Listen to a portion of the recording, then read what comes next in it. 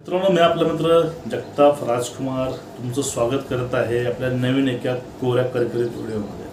बघा, आपला आजचा व्हिडिओ आहे तो व्हिडिओ म्हणजे ओबीसी जो मतदार आहे, ओबीसी जो मतदार मतं यावेळेस कुणाला करणार.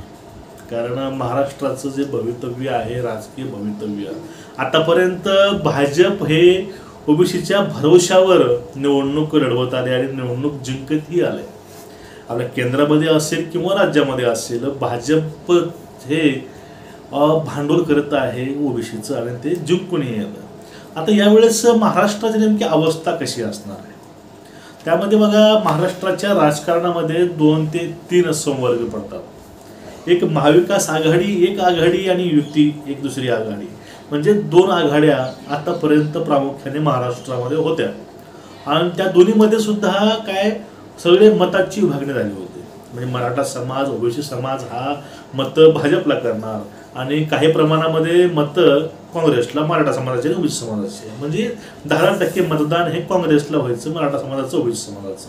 पण कंपल्सरी जास्त ह्या 2 समाजाची वोटिंग हे जास्त भाजपकडे राहायची, कारण त्यांचं हिंदुत्व आणि सोबत सेना होती, त्यामुळं जास्त लोकांचं भर हा भाजपकडे राहायचा.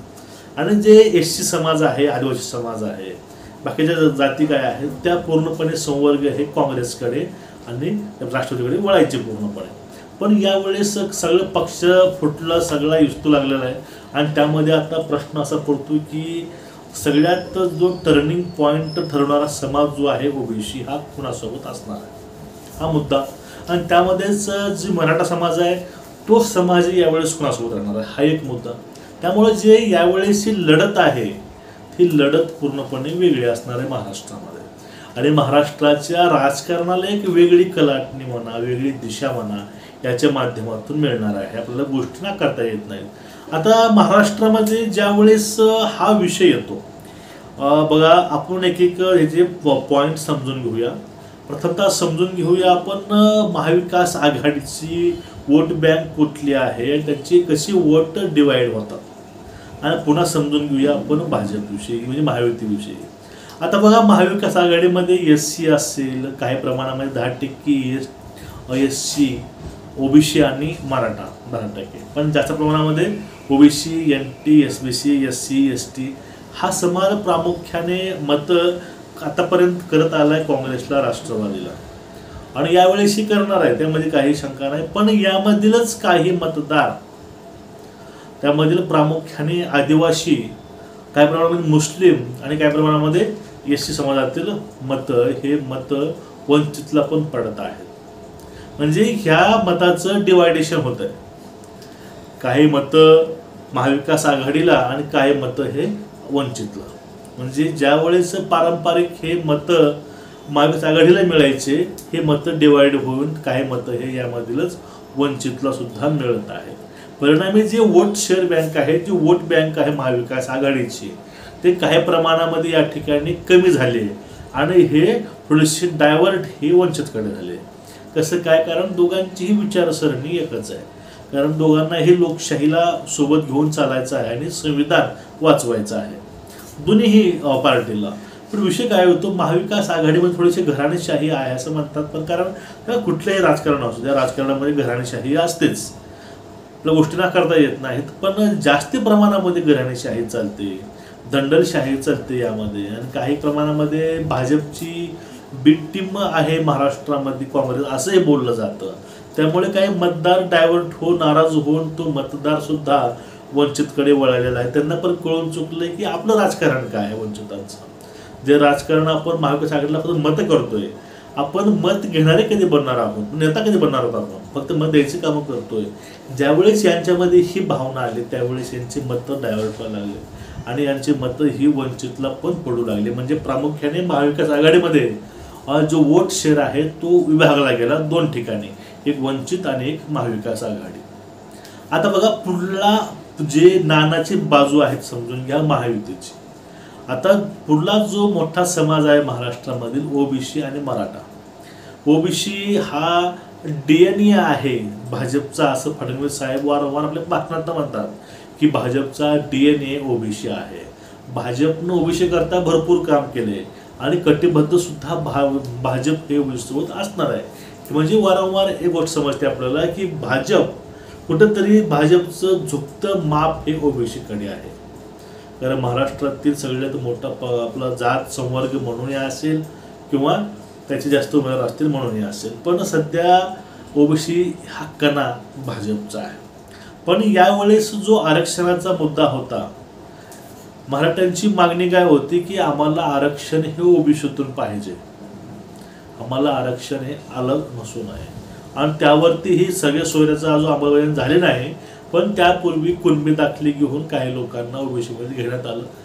यामुळं यांचा जो पारंपरिक मतदार आहे तो मतदार म्हणजे अंदाजे 10 ते 12% मतदार ओबीसीचा हा डायव्हर्ट झालेला आहे परत महाविकास आघाडीकडे आणि काय प्रमाणामध्ये वंचितकडे. कारण वंचित आतापर्यंत ओबीसीच्या मेळाव्यामध्ये भरपूर वेळेस बाळासाहेब आंबेडकर गेले होते आणि एक सॉफ्ट कॉर्नर जे आहे बाळासाहेबांच्या सोबत ते पण भरपूर आहे, ओबीसीचं अटेन्शनही भरपूर आहे. त्यामुळं जे वोट शेअर आहे ते 10% 12% मधील काही प्रमाणामध्ये महाविकास आघाडी, काही प्रमाणामध्ये ते वंचितकडे झुकता माप याचा आहे. म्हणजे एक 12-13% मतदार ओबीसीचा आहे तो थोडं नाक आपलं मुरडलेलं आहे भाजपकडनं. आणि या ठिकाणी खरा प्रश्न उद्भवतो तो म्हणजे मराठा समाजाचा. मराठा समाजाची पसंती ही भाजपला जास्ती राहायची. बघा 100%मधून 80% वोट हे भाजपला पडायचे मराठ्यांचे आणि 20% मतदान हे पडायचे काँग्रेसला. आता ह्या 80%मध्ये त्यामध्ये दोन होते, शिवसेना आणि भाजप दोघांची युती होती. काही मराठा समाज बाळासाहेबांच्या पाठीमागं खंबीरपणे उभा राहायचा, कारण त्यांना बाळासाहेबांची जी भूमिका आहे ती आवडायची. हिंदुत्वाची असेल किंवा त्यांची आपली मराठी अस्मिता असेल एक स्थानिक पक्ष म्हणून, ती जास्त मोठबांधणी ही शिवसेनेची त्या ठिकाणी होती. महाविकास आघाडीसोबत आता आहे, पूर्वी युतीसोबत होती. पण त्यामुळंच त्यांनी सोबत शिंदे साहेबांना घेऊन पक्षाचे 2 तुकडे केले आणि चिन्ह आणि नाव आपल्याकडे घेतलं, म्हणजे भाजपकडे घेतलं. काय घेतलं? कारण ते उणीव लोकांना भासू नये की आमच्यासोबत शिवसेना नाही हा समज लोकांमध्ये नसू नये.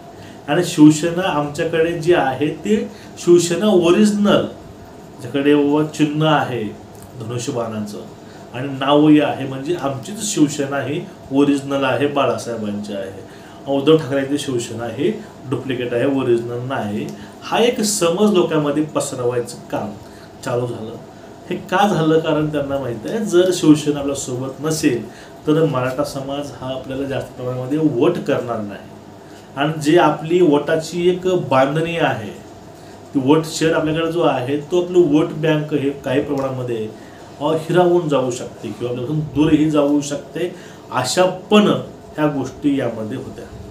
आता जे महत्त्वाची गोष्ट आहे मराठा समाजाची, मराठा आरक्षणामुळं, कारण प्रस्थापित राजकारणी सत्तेमध्ये असतील किंवा विस्थापित असतील प्रस्थापित, म्हणजे ह्या लोकांमध्ये काय झालं, 2 प्रकार पडले मराठ्यामध्ये सुद्धा.